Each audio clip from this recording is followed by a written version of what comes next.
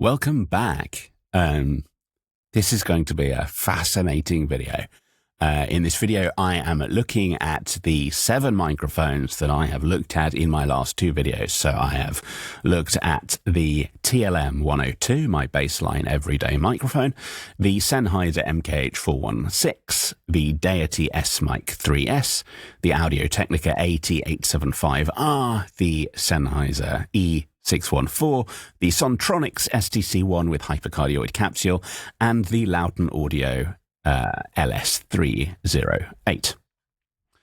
I'm comparing them post-processing to see how they will work for audio work. So they have all been processed to meet Audible standards using the following largely identical effects chain.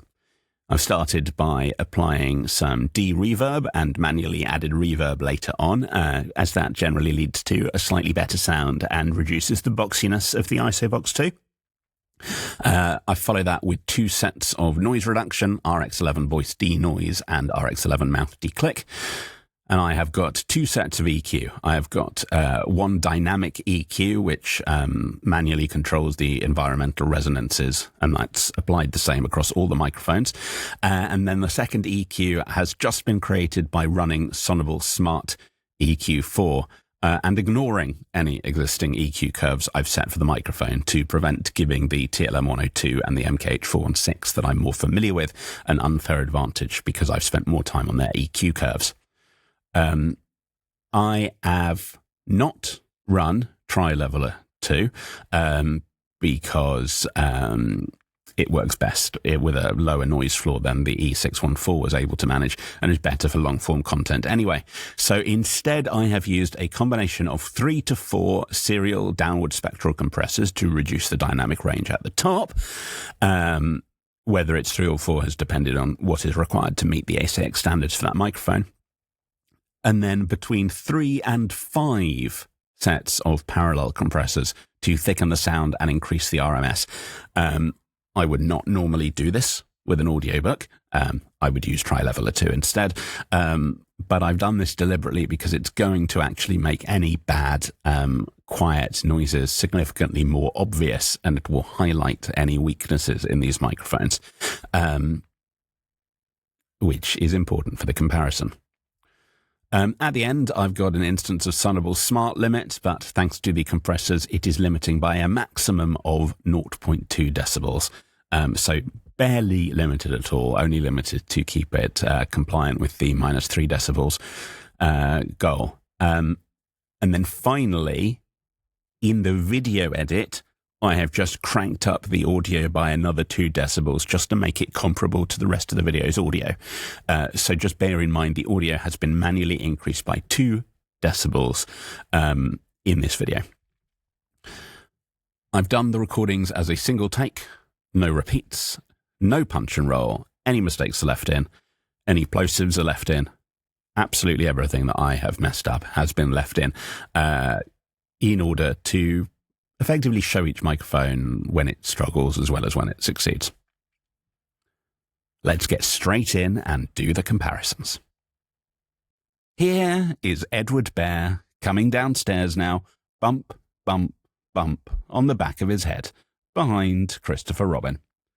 It is, as far as he knows, the only way of coming downstairs, but sometimes he feels that there really is another way if only he could stop bumping for a moment and think of it. And then he feels that perhaps there isn't. Anyhow, here he is at the bottom and ready to be introduced to you. Winnie the Pooh. Here is Edward Bear coming downstairs now, bump, bump, bump, on the back of his head, behind Christopher Robin. It is, as far as he knows, the only way of coming downstairs, but sometimes he feels that there really is another way, if only he could stop bumping for a moment and think of it. And then he feels that perhaps there isn't. Anyhow, here he is at the bottom and ready to be introduced to you. Winnie the Pooh. Here is Edward Bear, coming downstairs now, bump, bump, bump, on the back of his head behind Christopher Robin. It is, as far as he knows, the only way of coming downstairs, but sometimes he feels that there really is another way if only he could stop bumping for a moment and think of it. And then he feels that perhaps there isn't. Anyhow, here he is at the bottom and ready to be introduced to you, Winnie the Pooh. Here is Edward Bear, coming downstairs now, bump, bump, bump on the back of his head, behind Christopher Robin. It is, as far as he knows, the only way of coming downstairs, but sometimes he feels that there really is another way, if only he could stop bumping for a moment and think of it. And then he feels that perhaps there isn't. Anyhow, here he is at the bottom and ready to be introduced to you, Winnie the Pooh. Here is Edward Bear, coming downstairs now, bump, bump, bump on the back of his head, behind Christopher Robin. It is, as far as he knows, the only way of coming downstairs, but sometimes he feels that there really is another way, if only he could stop bumping for a moment and think of it. And then he feels that perhaps there isn't. Anyhow, here he is at the bottom and ready to be introduced to you, Winnie the Pooh. Here is Edward Bear, coming downstairs now, bump, bump, bump on the back of his head behind Christopher Robin. It is, as far as he knows, the only way of coming downstairs, but sometimes he feels that there really is another way, if only he could stop bumping for a moment and think of it. And then he feels that perhaps there isn't. Anyhow, here he is at the bottom and ready to be introduced to you, Winnie the Pooh. Here is Edward Bear, coming downstairs now, bump, bump, bump on the back of his head, behind Christopher Robin. It is, as far as he knows, the only way of coming downstairs, but sometimes he feels that there really is another way, if only he could stop bumping for a moment and think of it. And then he feels that perhaps there isn't. Anyhow, here he is at the bottom and ready to be introduced to you, Winnie the Pooh.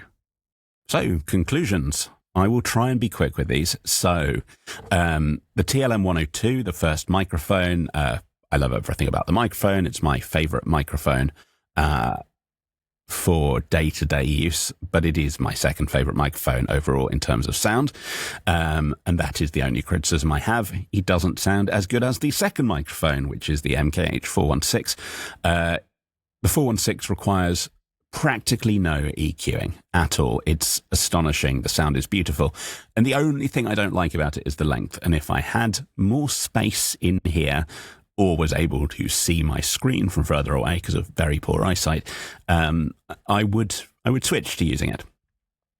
The third up was the 3S. Main thing that I like, I think it's remarkably competitive with the other two microphones, considering how much cheaper it is.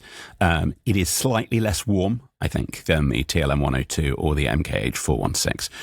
But considering the price, I think it is a very good microphone. Onto the AT875R. I like the size. That's about all I can say on that. What I don't like is that no amount of processing can solve the harshness issue. It just sounds harsh to me. And it is really prone to plosives, even with an end address pop filter on. The E614, I like the fact that it has a fairly neutral tone, but I don't like the fact that it also does sound a bit harsh to me. It might be a bit hard to hear that in the video because it follows the AT875R, which sounds harsher, but it definitely does sound harsher than the first three microphones. The STC-1, to my surprise, there's very little I liked about this after the processing. This is an unusual microphone in that it actually seemed to get worse with processing, and that is because of the parallel processing, really maximizing all the problems. It also requires an extraordinary amount of EQing, similar to the last microphone that I'll be talking about. Clearly, the hypercardioid capsule really changes the frequency response in a fairly bad way, at least for my purposes. So I think I will have to revisit this microphone with a cardioid capsule or an Omni capsule on. And lastly, the LS308. I said we would find out if it got any better than the fairly disappointing results it got for the raw audio tests. And it is certainly an improvement over the raw sound. I still like the tone, but I like it even more when the EQ is applied. But even with a lot of EQing, and I mean a lot of EQing, it still sounds distant.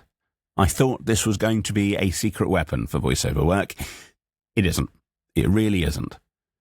So, my final thoughts. My current day-to-day microphone is the TLM 102, and my current travel microphones are the E614 and the MKH416. So, part of doing these tests was to decide, are they still the best ones to use? Well, I think the STC-1 is very heavy for its size. It is therefore not quite as suitable as a travel mic as either the 416 or the 614. The AT875R is very light and smaller than the MKH416, but the sound is, quite frankly, inadequate for my standards.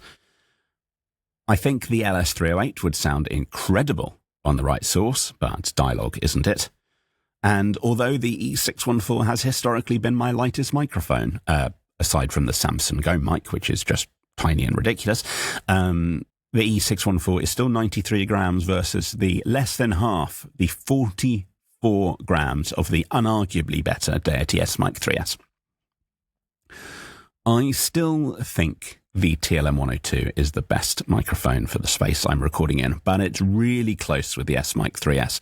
And it may just be a reflection of familiarity with the 102 and having it better EQ'd for my day-to-day work.